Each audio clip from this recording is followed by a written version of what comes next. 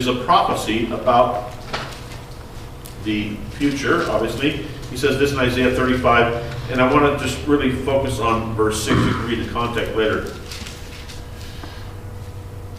He says this, then the eyes of, this is Isaiah speaking, then the eyes of the blind shall be opened, and the ears of the deaf shall be unstopped, and the lame shall leap like a deer, and the tongue of the dumb sing.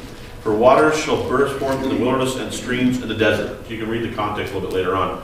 But there's prophecies that talk about, the messianic prophecies, that the Messiah, when he comes, he's going to deal with these individual maladies, okay?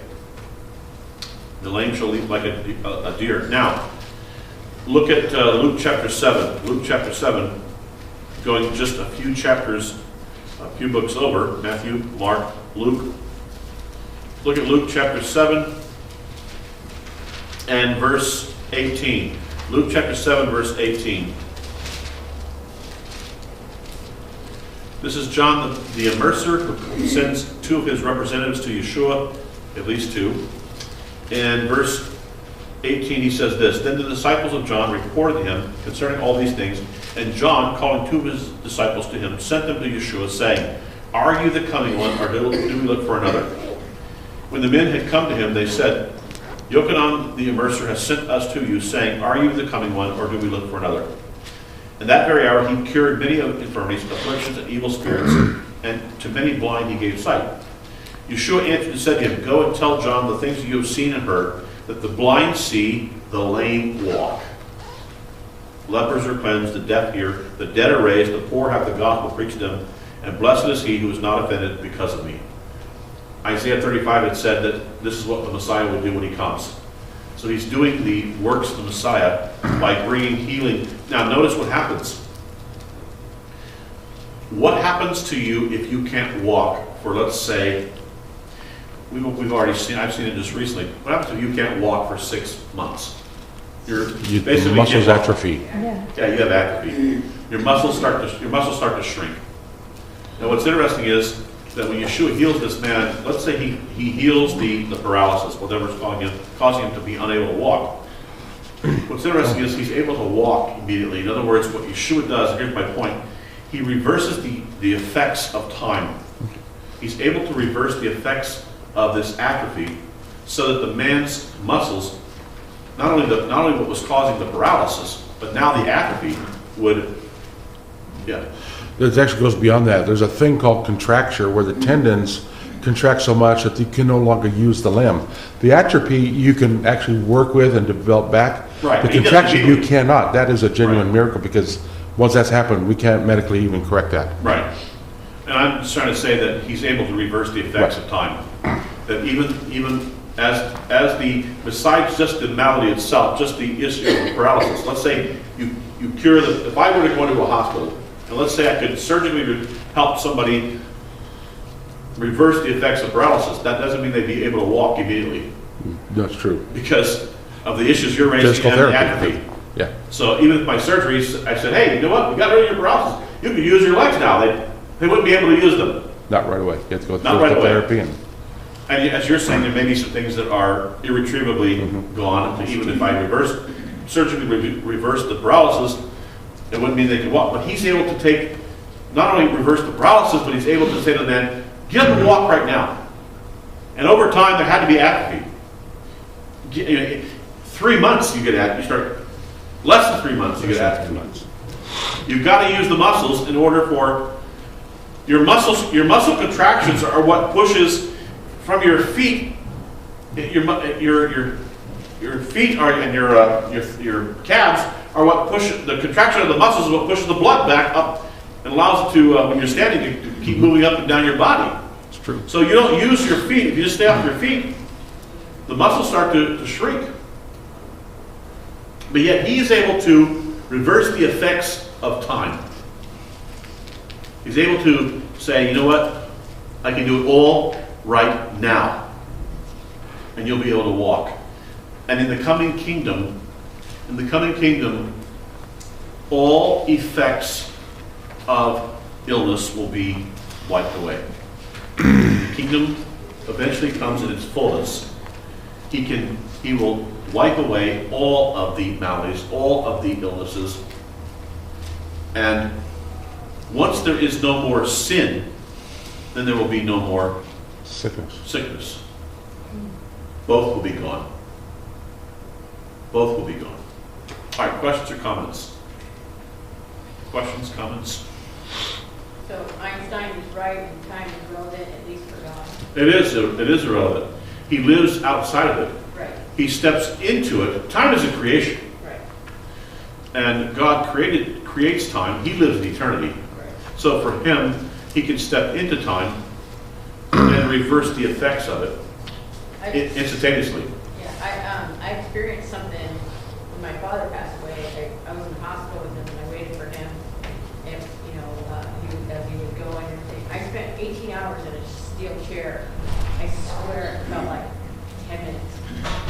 You know, when my father passed away, I mean, I went home and I tried to sleep. I slept for like 2 hours. I thought it was 8.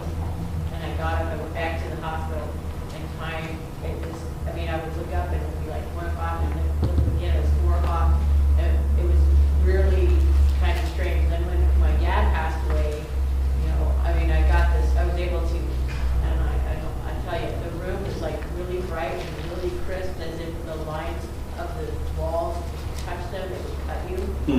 It was very surreal. And then when my dad passed away, within a couple of minutes, everything went back to, you know, like a dull.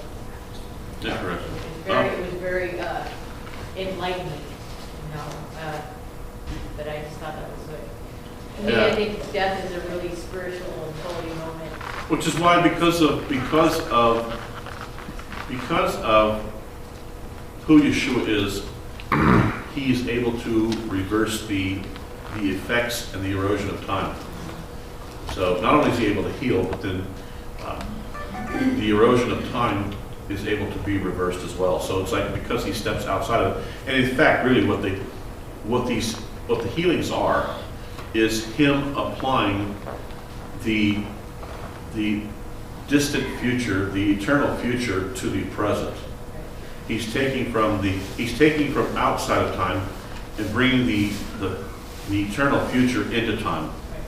It was weird because I swear colors were brighter and cleaner and crisper, and it was as if like his light was bleeding into this plane of existence. That's what I thought. You know? And what else? No one can ever take that. No. From that. Yes. It's interesting that Yeshua said, "Son, your sins are forgiven," as though it was his sins that caused the carousal to begin with. That's possible. And Job's friend, you know, they basically said, "Well, what have you done, Job, that this has happened to you?" But yet, the man that was blind from birth, and they said, "Whose sin was it, his or his parents?" Neither one. Neither one. Yeshua said, "No. He was born blind for such a time as this, that God will be glorified." Right. And ultimately, at the end of this, as you know in Mark 2, it says they glorified God. Yes. And you know, ultimately all of our physical issues, we want God to get the glory out of that. So that's this whole thing's about him. They have to bring this man to him. And I want to go back to this just for a moment. You know, really, sometimes maybe this individual, it doesn't really address it, but maybe this individual did not have faith. But what Yeshua sees, he says, there's 4 men, and they not only have a faith that says we must get him to Yeshua, but they also say when they are unable to initially, they find a way. We will find a way, and they work to get this man to Yeshua. James chapter 5 says this: if a person is sick, that maybe they don't have, the indication there is that their faith has waned because of the sickness. Let's face it, prolonged sickness has an effect on people. Clearly it does. Chronic pain, yeah, it wears on you. And what happens is, it says there in James that the person who is sick should call for the elders, and they will pray, and the prayer of faith by the elders will bring healing. Sometimes God allows the faith of other people, when we don't have it, to be credited to our account.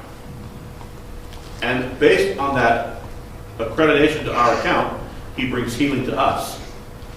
Which then says to me, woe is the person who's out there on an island, because without a community of faith, at the time your faith wanes, and you have no resources to call upon, it may not happen. It's just very interesting. If you look at James chapter 5, you look at this text, and then I think there's other texts we've talked about in the past regarding the Hebrew Scriptures, that because of the intercession of other people, God brings healing. So, Numbers chapter 12, when Miriam gets Zera'at, God says to Miriam, if your brother doesn't pray for you, you're not going to be healed. You better hope Moses prays for you. And I'm going to do it for my friend Moses. I'll heal you, but you better hope he prays for you. And Moses does. But fascinating text. But God sees the faith, Yeshua sees the faith of these four and says, okay, your sins are forgiven. We have the overarching concept of sin. We live in a fallen world where people die. Clearly there's that concept.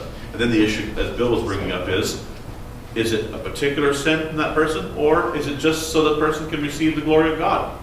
Yeshua goes certainly right to the issue when he says, look, I could say, take up your mat and walk, or your sin, because if the effects of sin are reversed, that's also healing. We can come at this one of two ways. I could say, take up your mat and walk, you're healed. Okay, fine. We can go with that route. Or I could say, your sins are forgiven you. And if the effects of sin are reversed, then so is the abnormality, the illness. Either one. All right, please take your Sidduras. Join with me for the traditional Aleinu on page 95.